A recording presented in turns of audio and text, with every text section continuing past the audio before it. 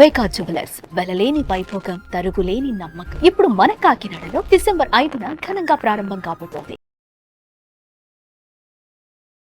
నమస్కారం రవీంద్రనాథ్ ఠాకూర్ గారు. నమస్తే అండి శ్రీ గారు. సార్, ఈ మధ్య కాలంలో మనం చూసుకున్నట్లయితే ఎక్కువగా పెళ్ళైన వాళ్ళు కావచ్చు అండ్ ప్రేమలో ఉన్న వాళ్ళు కావచ్చు, ఈ ఇన్స్టాగ్రామ్ కావచ్చు, ఈ సోషల్ మీడియా ప్లాట్ఫామ్ ద్వారా రకరకాల యాప్స్ ద్వారా వాళ్ళ పార్ట్నర్స్ని చీట్ చేయడం చూస్తూ ఉన్నాం. చాటింగ్స్ చేసుకుంటూ రిలేషన్షిప్ మెయింటైన్ చేయడం ఇవన్నీ చూస్తున్నాం.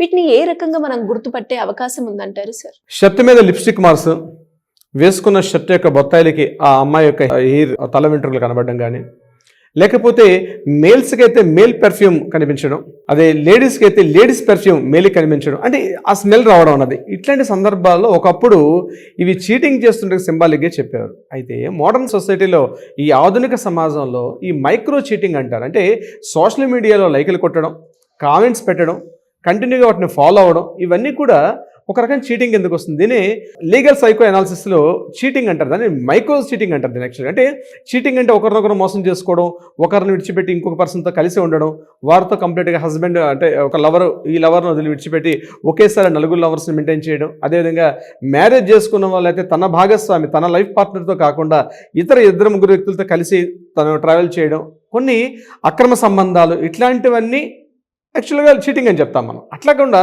మైక్రో లెవెల్ చీటింగ్స్, ఇప్పుడు నేను చెప్పినటువంటి సింబాలిక్స్ అన్నీ కూడా వాళ్ళు ఇన్స్టాను ఫాలో అవడం, వాళ్ళ సోషల్ మీడియాని ఫాలో అవడం, వాళ్ళ ఒక యూట్యూబర్ అయితే యూట్యూబర్ని ఫాలో అవడం, ఇట్లాంటి చేస్తూ వాళ్ళని లైక్లు కొట్టడం, ముఖ్యంగా కామెంట్స్ చేయడం, వాళ్ళని కంటిన్యూ ఫాలో అవడం, ఇవి మైక్రో చీటింగ్ ఎందుకు వస్తాయి.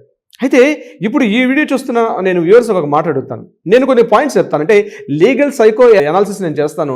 దాంట్లో మేము పాల్గొన్నట్టు కొన్ని సర్వీస్ వీటి ద్వారా ఇప్పుడు రీసెంట్గా ఇది ఎక్కువగా మారుతుంది, ట్రెండ్లు ఎక్కువ అవుతుంది. అంటే ఈ సోషల్ మీడియా ప్రపంచం మన జీవితంలో మనం వేసుకునే షర్ట్ లేకపోయినా బయటికి వెళ్ళగలమేమో కానీ ఫోన్ లేకుండా, మన సోషల్ మీడియా కంటెంట్తో మన కనెక్టివిటీ లేకుండా మనం ఎటువంటి యాక్టివిటీ చేయలేనటువంటి ఇటువంటి సొసైటీలో నేను కొన్ని లీగల్ సైకో అనాలిసిస్లో ఏం చేశారంటే కొన్ని పాయింట్స్ని తీసుకున్నారు.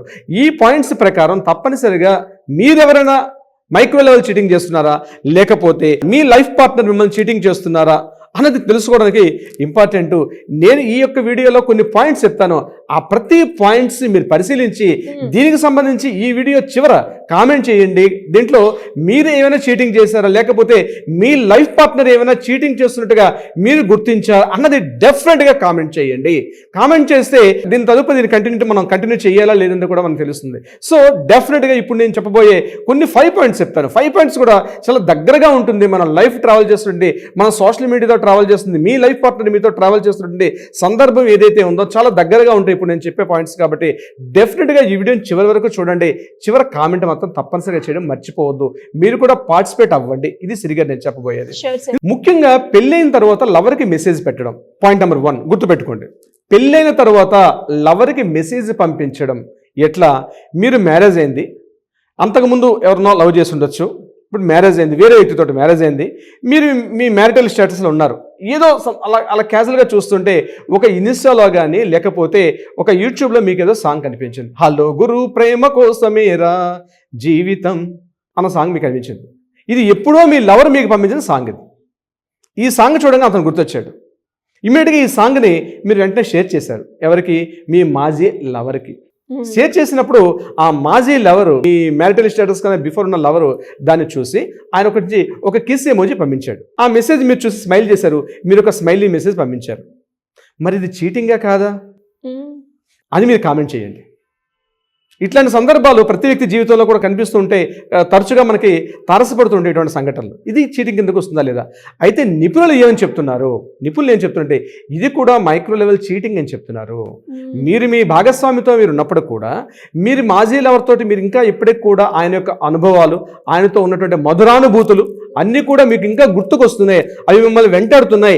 ఈయన కేవలం మీతో పాటు ట్రావెల్ చేస్తున్నాడు కానీ మీ మధురానుభూతులు, మీ అనుభవాలు, మీరు ఇంతకుముందు తిరిగిన ప్రదేశాలు, మీరు కలిసినటువంటి కొన్ని సన్నివేశాలు, కొన్ని సంఘటనలు గుర్తుకొచ్చాయి. మరలా ఆయనతో మీరు కొనసాగింపు చేయాలనుకుంటున్నారు అని ఈ రంగానికి సంబంధించి ఇందులో మనస్తత్వ శాస్త్రవేత్తలు కొంతమంది చెప్తున్నారు. మీరు ఇంకా మీ పర్సన్కి, మీ లైఫ్ పార్ట్నర్ని చీటింగ్ చేస్తున్నారు. దీన్నే మైక్రో లెవెల్ చీటింగ్ అంటారు. సో ఇది ఎస్ఆర్ రాంగ్ అనేది మీరు లాస్ట్లో కామెంట్ చేయడం మాత్రం మర్చిపోవద్దు. నెంబర్ 2 పాయింట్, సోషల్ మీడియాలో ఇతరుల యొక్క పోస్టులను లైక్ చేయడం. ఇది ఎలా ఉంటుందో నేను చెప్తాను. ఉదాహరణకి మీ భార్యాభర్తలు రాత్రి అయిపోయింది, చక్కగా డిన్నర్ అయిపోయింది, డిన్నర్ అయిన తర్వాత మంచం మీద మీరు పడుకున్నారు. పడుకున్న సందర్భంలో మీ భర్త మీతో కాసేపు మాట్లాడారు, ఆయన కూడా పక్కకు ఒత్తిగిలి తిరిగారు, పడుకున్నారు, ఆయన కూడా ఇంట్లో లైట్ ఆఫ్ చేశారు, కానీ మీకు నిద్ర పట్టడం లేదు. ఆ టైంలో మీ మొబైల్ ఓపెన్ చేశారు, ఇన్స్టా ఓపెన్ చేశారు. ఇన్స్టా ఓపెన్ చేస్తే అలా ఇన్స్టా చూస్తుండగానే అందులో ఏదో ఒక వ్యక్తి యొక్క ఫొటోస్, ఆయన యొక్క హాబీస్ మీకు ఏదో నచ్చాయి. ఆయన చూడంగానే మీకు ఏదో దగ్గర వ్యక్తితో మాట్లాడినట్టుగా అనిపించింది. ఇమీడియట్గా ఆయన లైక్ చేశారు, ఏదో కామెంట్ పెట్టారు. మీ భర్త పక్క అటువైపు తిరిగి పడుకున్నారు, కానీ మీరు మాత్రం కామెంట్ చేశారు. మీరు కంటిన్యూగా దాన్ని లైక్ చేసుకుంటూ వెళ్తున్నారు. అయిపోయింది, అక్కడితో అయిపోలేదు ఆ బెడ్ నైట్ తోటి. మరలా మార్నింగ్ లేచారు, మీరు ఆఫీస్కి వెళ్ళారు. ఆఫీస్ నుంచి వస్తుంటే మీకు ఎందుకు ఆయన నిన్నటి పోస్ట్ గుర్తొచ్చింది. ఆయన మరలా ఆ పోస్టులను చూశారు, ప్రీవియస్ పోస్టులను కూడా ఓపెన్ చేశారు. వాటిని మరలా లైక్ చేస్తున్నారు, కామెంట్ చెప్తున్నారు. మీరు కామెంట్ చేస్తున్నారు, ఏదో మంచి కామెంట్ చేస్తున్నారు, ఏదో ఒక ఎమోజీస్ పెట్టారు. ఇటువంటివో జరుగుతున్నాయి, తరచుగా జరుగుతున్నాయి. ఇటువంటి సందర్భాల్లో మీరు కూడా మైక్రో లెవెల్ చీటింగ్ చేస్తున్నారంటే అవును అని అంటారు మనస్తత్వ శాస్త్రవేత్తలు. మీరు చీటింగ్ చేయట్లేదు, కానీ మీ యొక్క అనుభవం వేరే విధంగా ఉంది, మీ ఆలోచన వేరే విధంగా ఉంది అని చెప్తూ మైక్రో లెవెల్లో చీటింగ్ చేస్తున్నారు అని చెప్తారు మనస్తత్వ శాస్త్రవేత్తలు. దీనికి కూడా ఈ వీడియో చివరిలో మీకు ఇటువంటి అనుభవాలు ఉన్నాయా లేదని కూడా కామెంట్ చేయడం మాత్రం మర్చిపోవద్దు. నెంబర్ 3 పాయింట్, ఆరాధనాపూర్వకమైనటువంటి స్నేహం. ఎగ్జాక్ట్లీ, మంచి వర్డ్, ఆరాధనాపూర్వకమైనటువంటి స్నేహం అంటే ఏమిటి? మీరు మీ 10th క్లాస్ గ్రూప్, మ్యారేజ్ అయిపోయింది, మీ భార్యతోటో భర్తతోటో ఒకరొకరుగా ఉన్నారు. ఇక్కడ ఇది ఓన్లీ లేడీస్కే కాదు, ఓన్లీ జెంట్స్కే కాదు, నేను ఇద్దరికి చెప్తున్నాను. ఒకరికొకరు ఏదో మీ 10th క్లాస్ అలుమినీ గ్రూప్ ఉంటుంది, ఏదో గ్రూప్ తోటి అందరు కలిసి ఒక షేర్ చేసుకోవడానికి కార్తీక మాసం వచ్చింది, ఇలాంటి వింటర్ సీజన్, అందరు కలిసి కార్తీక మాసం వనభోజనాలకు వెళ్తారు మీ ఫ్రెండ్స్ అందరూ కూడా కలిసి. లేకపోతే మరొక టూర్ ట్రిప్ ప్లాన్ చేసుకున్నారు మీ ఫ్రెండ్స్, లేడీస్ గ్రూపే కావచ్చు, జెంట్స్ లేడీస్ అందరూ కలిసి గ్రూప్గా మీరు వెళ్ళారు. వెళ్ళే సందర్భాల్లో అక్కడెప్పుడో మీ కాలేజ్ క్లాస్మేట్ ఎప్పుడో మీకు పరిచయాడు, మీ 10th క్లాస్ ఫ్రెండ్ కావచ్చు, మీ ఇంటర్మీడియట్ ఫ్రెండ్ కావచ్చు, మీ డిగ్రీ క్లాస్మేట్ కావచ్చు, లేకపోతే సంథింగ్ XYZ ఎవరో మీకు అక్కడ ట్యూషన్లో ఫ్రెండ్ కావచ్చు. ఎటువంటి సందర్భాలు అతను పరిచయాడు. మీరు ఆల్రెడీ మ్యారేజ్ చేసుకొని మీ భర్తతో మీరు ఉన్నారు, లేకపోతే మీ భార్యతో మీరున్నారు. ఇటువంటి సందర్భాలు అతను కనిపించగానే అతనితో ఒక ఆరాధనాపూర్వక మళ్ళీ స్నేహాన్ని కొనసాగించారు. అతనితో కాస్త మాటలుగా ఎప్పుడు చాలా గ్యాప్ వచ్చేసింది, మరలా మాటలు పరిచయాలు పెరిగాయి, మెల్లగా మాట్లాడుకున్నారు, పాత అనుభవాలు గుర్తున్నారు. మీ ఫ్రెండ్స్ అందరిని విడిచిపెట్టి మీ ఇద్దరే కలిసి మాట్లాడుకుంటారు, చాలా హ్యాపీగా ఉన్నారు. మరలా ఆ టూర్ ప్రోగ్రామ్ అయిపోయింది, మరలా మీరు బ్యాక్ ఇంటికి వచ్చేసారు. ఇంటికి వచ్చేసిన తర్వాత మరలా మీకు ఫేస్బుక్ పరిచయాలు పెరిగాయి. ఆ ఫేస్బుక్కే అతని యొక్క ఫేస్బుక్లో పాత పోస్టులను చూశారు, లైక్స్ కొడుతున్నారు, లైక్స్ కొట్టారు. అతని యొక్క సోషల్ మీడియా కూడా ఓపెన్ చేశారు, అందులో కూడా ఆయనకు సంబంధించిన మంచి మంచి ఇమేజెస్, ఫొటోస్, ఆయన తాలూకు హాబీస్ మీకు ఒకరికొకరుగా నచ్చింది, మీరు లైక్ కొట్టుకుంటూ మాట్లాడుకుంటూ మంచి కామెంట్స్ చేసుకుంటూ ఒక పరిచయం, స్నేహంగా ఆ స్నేహం, ఆ పరిచయం, ఆ పాత అనుభవాలు గ్యాప్ వచ్చేసిన తర్వాత కూడా మీ వైఫ్తో మీరున్నారు, మీ హస్బెండ్తో మీరున్నారు. అయినప్పటికీ కూడా మీరు ఈ పరిచయాన్ని తీసుకెళ్లారు, మధ్యలో కాంటాక్ట్ నెంబర్ ఎక్స్చేంజ్ చేస్తున్నారు, ఫోన్ నెంబర్లో గంటల తరబడి మాట్లాడుకుంటున్నారు. ఇటువంటి ఆరాధనాపూర్వకమైనటువంటి స్నేహాలు కూడా మైక్రో లెవెల్ చీటింగ్ కిందకు వస్తాయి. సో ఇటువంటి కరెక్టా రాంగా అన్నది నిపుణులు ఏమని చెప్తారంటే డెఫినెట్గా ఇటువంటి పరిచయాలు కూడా ప్రమాదకరమే. ఇది ఏ సందర్భంలోనైనా అది గాడి తప్పి గడప దాటి ఎక్కడికో దారితీసే అవకాశం ఉంటుందంటారు మానసిక శాస్త్రవేత్త నిపుణులు. Is it right or wrong అనేది ఎవరి అనుభవాల దృష్ట్యా వారికి ఉంటుంది. ఇప్పటివరకు మనం 3 పాయింట్స్ మాట్లాడుకున్నాం శ్రీ గారు. ఇంపార్టెంట్ 4th పాయింట్ మీకు నేను చెప్తాను. ముఖ్యంగా కొద్దిగా ఇబ్బందికరమైనటువంటి కొంత అడల్టరీగా ఉన్నప్పుడు కూడా నేను వాస్తవం చెప్తున్నాను. శృంగార సమయంలో మీరు వేరే వ్యక్తిని ఊహించుకోవడం అంటే, ఫర్ ఎగ్జాంపుల్ ఒక భార్య భర్తకు కానీ, భర్త భార్యకు కానీ ఒక మిడ్ నైట్లో ఒక శృంగారమైన సమయంలో తను టచ్ చేసేటప్పుడు మీ ఆఫీస్లో బాస్ కావచ్చు, లేకపోతే మీ చిన్నప్పటి ఫ్రెండ్ కావచ్చు, లేకపోతే సమ్ ఏదో కలీగ్ కావచ్చు, అతని యొక్క ఇన్స్టాగ్రామ్లో ఉన్నటువంటి ఇమేజెస్ చూసి, లేకపోతే అతని ఫేస్బుక్లో ఇమేజెస్ చూస్తూ, అతని వీడియోస్ చూస్తూ మీ భర్త చేయి వేస్తున్నా, లేకపోతే మీ భార్య చేయి వేస్తున్నా, మీ అనుభవాలు అతను తగ్గట్టుగా ఊహించుకుంటూ అతనితో పాటు మీరు శృంగారంలో పార్టిసిపేట్ చేయడం కూడా దారుణం. ఎగ్జాక్ట్లీ, ఇది కొంత అందుకే నేను ఫస్ట్ స్టార్ట్లో చెప్పాను, కొద్ది ఇబ్బందిగా ఉంటుంది ఇటువంటి వీడియోస్ చేయడంలో. అటువంటి సందర్భంలో కూడా అయిపోతుంది, పని అయిపోతుంది, కార్యక్రమం 5 నిమిషాల 10 నిమిషాల కార్యక్రమం అయిపోతుంది. అయిన తర్వాత కూడా మీరు ఆ యొక్క అనుభవాలను, ఆ సోషల్ మీడియా ఏదైతే మీరు డైలీ అతన్ని మీరు ఫాలో అవుతున్నారో అటువంటి సంఘటనలు మీరు ఏవైతే చూస్తారో అవి మరలా మీకు మీరు మంచం మీదకి వెళ్ళేసరికి కూడా ఆ పర్సన్ మీకు గుర్తుకు రావడం, ఇది కూడా మైక్రో లెవెల్ చీటింగ్కి వస్తుందా లేదా, చీటింగ్ అనేది వస్తుందా, మైక్రో చీటింగ్ కిందకు వస్తుందా లేదా అంటే డెఫినెట్గా మానసిక శాస్త్రవేత్తలు ఏం చెప్తారంటే ఇది మైక్రో చీటింగ్ డెఫినెట్గా ఉంటుంది అని చెప్తూ ఉన్నారు వాళ్ళ విశ్లేషకులు. ఇది కూడా ఒక మానసిక రుగ్మత, ఒక మానసిక దౌర్బల్యం, ఒక మానసిక వైకల్యం అని చెప్పుకోవచ్చు మనం దీంట్లో. ఇక చివరిగా 5th పాయింట్ ఒకటి నేను చెప్తాను, అదేంటంటే డేటింగ్ యాప్స్. మ్యారేజ్ కాలేదు, బిఫోర్ మ్యారేజ్ ఏవో డేటింగ్ యాప్స్లో మీరు పార్టిసిపేట్ చేశారు, మంచి పరిచయాలు ఉన్నాయి, సరదాగా మాట్లాడుకుంటున్నారు, పరిచయాలు ఉన్నాయి, ఇన్స్టాలో లైక్లు కొట్టుకుంటున్నారు, ఆ యాప్స్తో మీకు అనుసంధానం ఉన్నారు, అక్కడ మీరు మంచి ప్రొఫైల్స్ పెట్టుకున్నారు, డేటింగ్ యాప్స్లో మీ ప్రొఫైల్స్ చాలా మంది చూస్తున్నారు.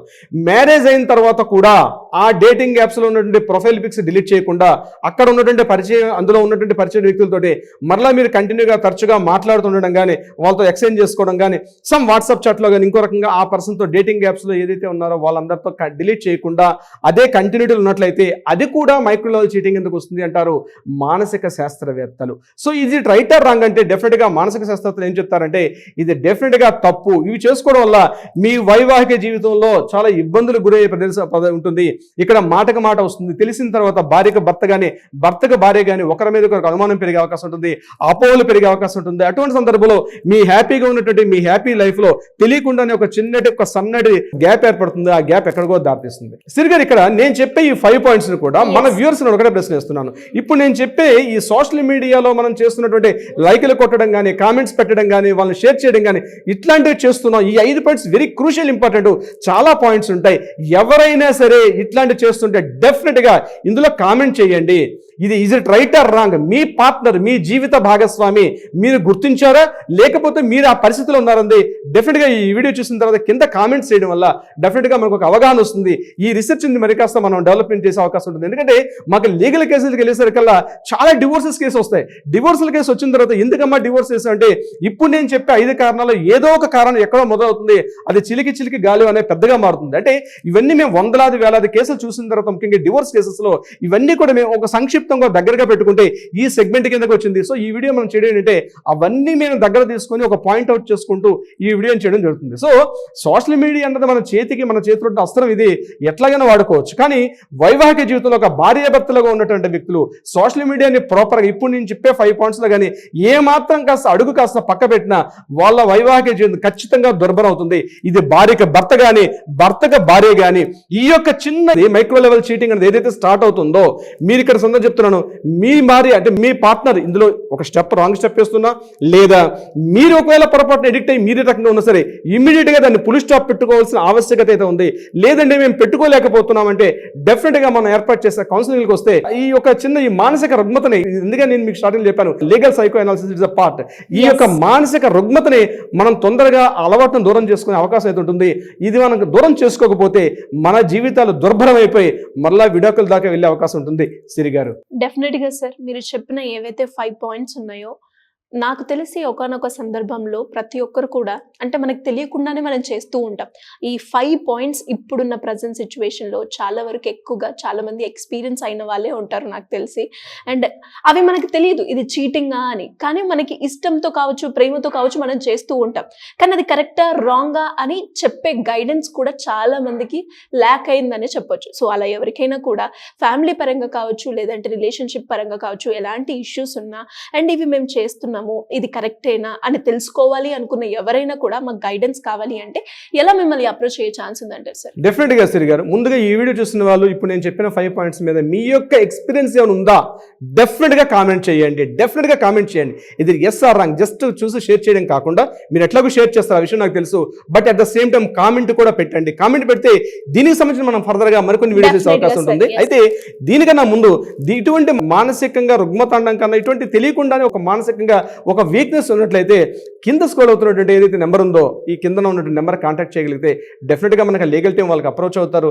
ఈ రకంగా ఆ భార్యాభర్తల మధ్య ఒక అన్యోన్యతని, భార్యకు తెలియకుండా భర్త, భర్తకు తెలియకుండా భార్య, ఏదో తెలియకుండా తన పక్కనే తన భార్య కనిపిస్తున్నప్పుడు కూడా తను వేరే వాళ్ళతో రిలేషన్షిప్ అంటే దీని మానసిక వ్యభిచారం అంటారు. ఆ వర్డ్ నేను చాలా గట్టిగా వాడుతున్నాను. లేదా భర్తకు భార్య కావచ్చు, భార్య భర్తకు కావచ్చు, ఇటువంటి సంఘటనలు ఉంటాయి. ఇలాంటి సందర్భాలు ఎక్కువగా జరుగుతున్నాయి. ఇటువంటి సందర్భాలు ఎక్కువగా జరుగుతున్నాయి కాబట్టి కింద స్క్రోల్ అవుతున్న నెంబర్ కానీ కాంటాక్ట్ చేయగలిగితే లీగల్ టీం వాళ్ళకి అప్రోచ్ అవుతారు. డెఫినెట్గా వాళ్ళకి సంబంధించినటువంటి ఒక సైకో అనాలిసిస్ ప్రోగ్రామ్ ద్వారా మనం ఏం చేస్తామంటే ఖచ్చితంగా కౌన్సిలింగ్ అనే ప్రక్రియ ద్వారా వాళ్ళని ఎప్పట్లాగా వాళ్ళ జీవితాన్ని మరలా హ్యాపీగా తీసుకెళ్లే అవకాశం ఉంటుంది. సిరి గారు, thank you sir, thank you so much. Thank you so much Siri గారు.